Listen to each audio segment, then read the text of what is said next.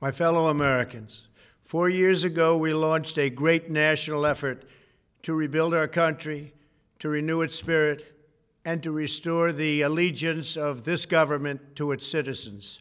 In short, we embarked on a mission to make America great again for all Americans.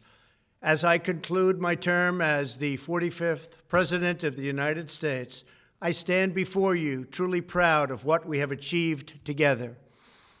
We did what we came here to do, and so much more. This week, we inaugurate a new administration and pray for its success in keeping America safe and prosperous. We extend our best wishes, and we also want them to have luck, a very important word. I'd like to begin by thanking just a few of the amazing people who made our remarkable journey possible. First, let me express my overwhelming gratitude for the love and support of our spectacular First Lady, Melania. Let me also share my deepest appreciation to my daughter Ivanka, my son-in-law Jared, and to Barron, Don, Eric, Tiffany, and Lara. You fill my world with light and with joy. I also want to thank Vice President Mike Pence, his wonderful wife Karen, and the entire Pence family. Thank you as well to my Chief of Staff, Mark Meadows, the dedicated members of the White House staff, and the Cabinet, and all of the incredible people across our administration who poured out their heart and soul to fight for America. I also want to take a moment to thank a truly exceptional group of people, the United States Secret Service. My family and I will forever be in your debt. My profound gratitude as well to everyone in the White House Military Office, the teams of Marine One and Air Force One, every member of the armed forces, and state and local law enforcement all across our country. Most of all, I want to thank the American people. To serve as your president has been an honor beyond description. Thank you for this extraordinary privilege, and that's what it is, a great privilege and a great honor.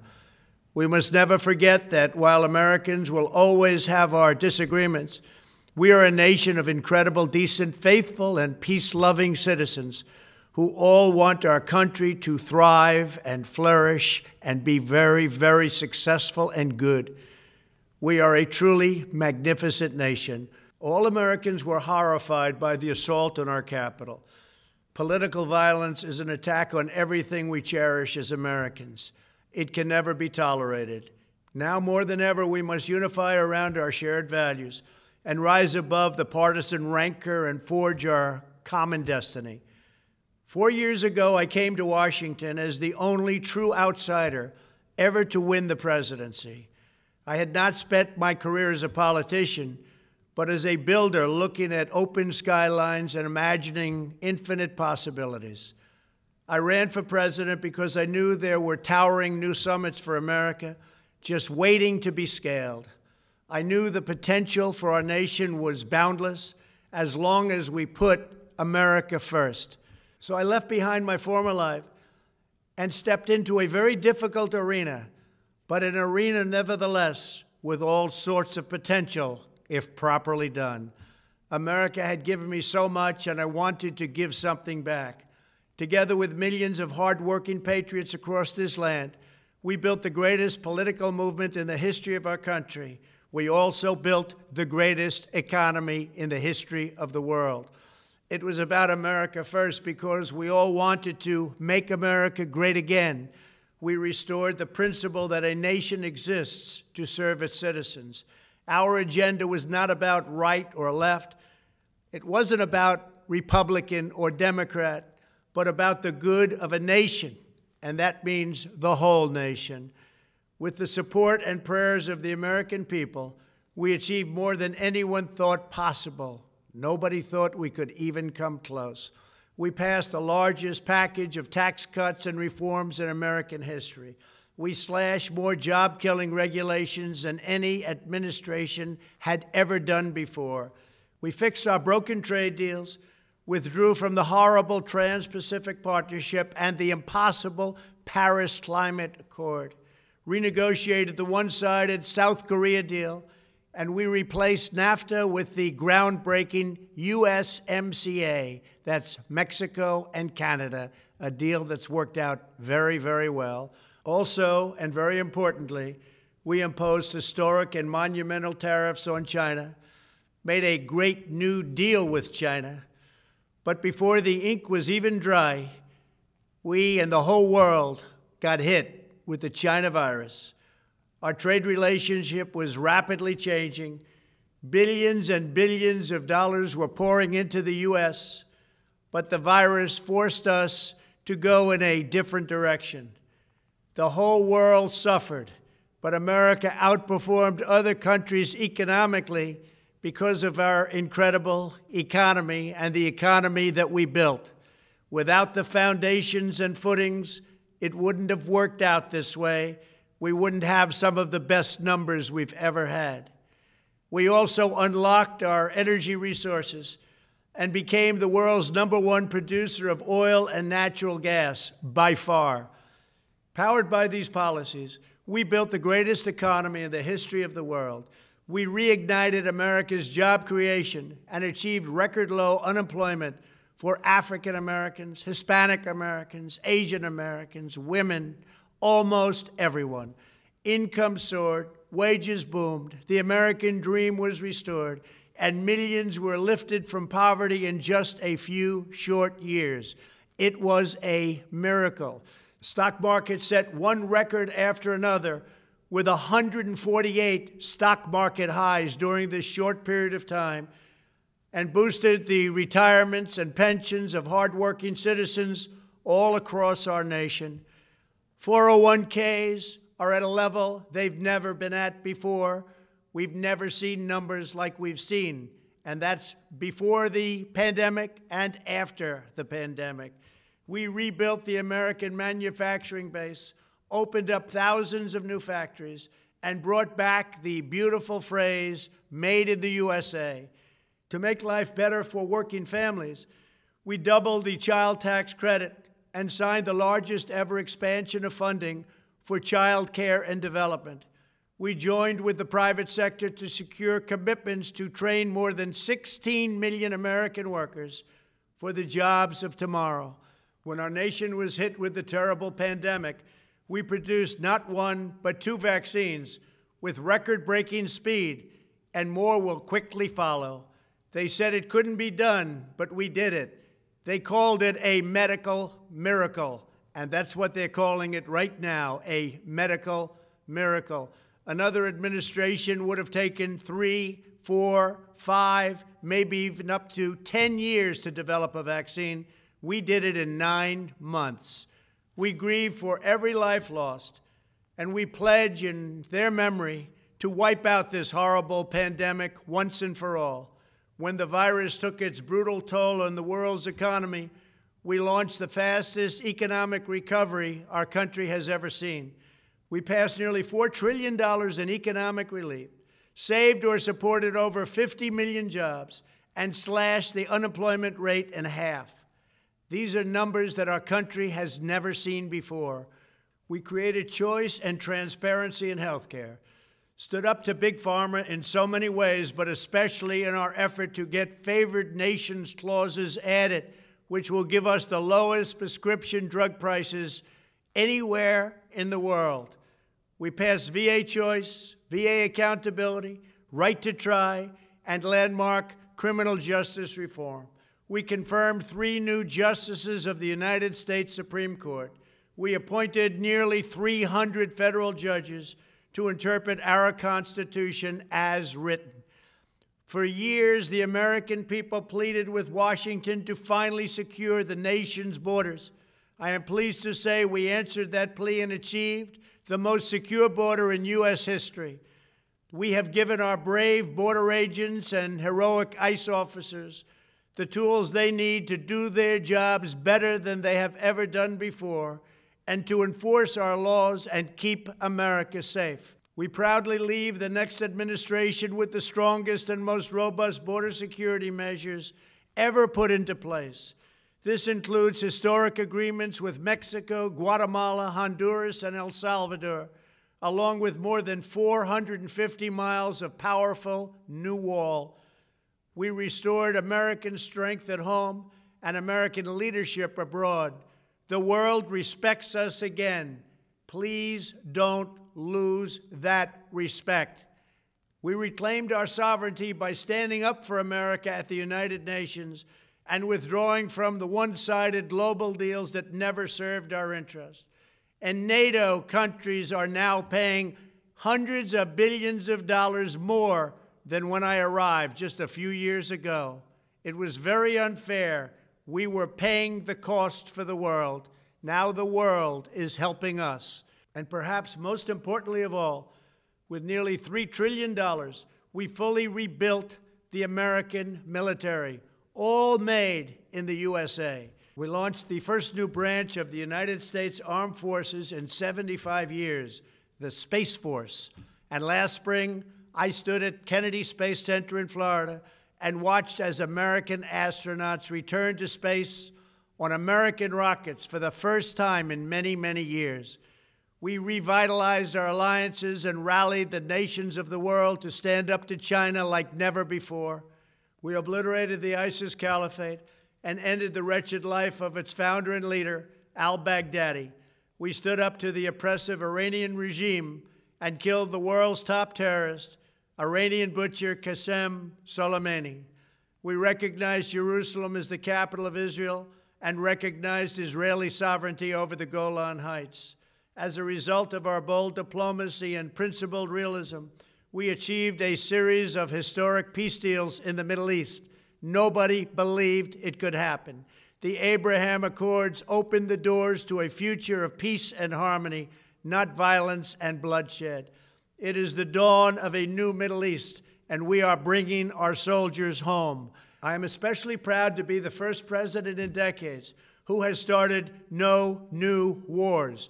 Above all, we have reasserted the sacred idea that in America, the government answers to the people. Our guiding light, our North Star, our unwavering conviction has been that we are here to serve the noble, everyday citizens of America. Our allegiance is not to the special interests, corporations, or global entities. It's to our children, our citizens, and to our nation itself. As president, my top priority, my constant concern, has always been the best interests of American workers and American families. I did not seek the easiest course. By far, it was actually the most difficult. I did not seek the path that would get the least criticism. I took on the tough battles, the hardest fights, the most difficult choices, because that's what you elected me to do. Your needs were my first and last unyielding focus. This, I hope, will be our greatest legacy. Together, we put the American people back in charge of our country. We restored self-government. We restored the idea that in America, no one is forgotten because everyone matters and everyone has a voice. We fought for the principle that every citizen is entitled to equal dignity, equal treatment, and equal rights, because we are all made equal by God. Everyone is entitled to be treated with respect, to have their voice heard, and to have their government listen. You are loyal to your country, and my administration was always loyal to you. We worked to build a country in which every citizen could find a great job and support their wonderful families. We fought for the communities where every American could be safe and schools where every child could learn.